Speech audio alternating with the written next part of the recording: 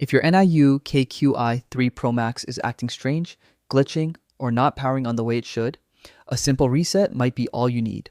So in this video, I'll walk you through the easiest and safest ways to reset your scooter in 2025. Stick around because the second method can fix deeper issues most people overlook. Let's start with the simplest and most common reset, the disconnect. First, locate the battery compartment. On the Kqi3 Pro Max, it's usually under the deck or toward the rear of the scooter. Once you've found it, carefully unplug the battery from the main connection. Don't rush this part. Make sure the connector comes out smoothly to avoid damaging the wiring. Now, let the scooter sit for about 2 to 3 minutes.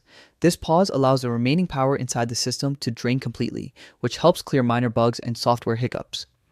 After that, plug the battery back in, power on the scooter, and check if everything is running normally again. If the issue is still there, you can try a deeper reset by accessing the controller.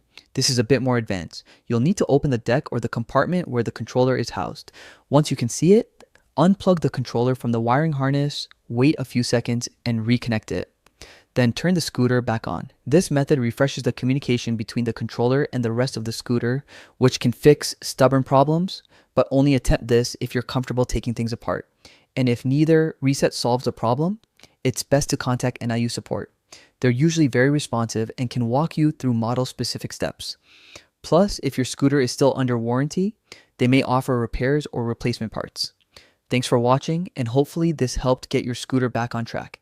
If you found this useful, feel free to check out more helpful guides like this. Stay safe and ride smart. And ride.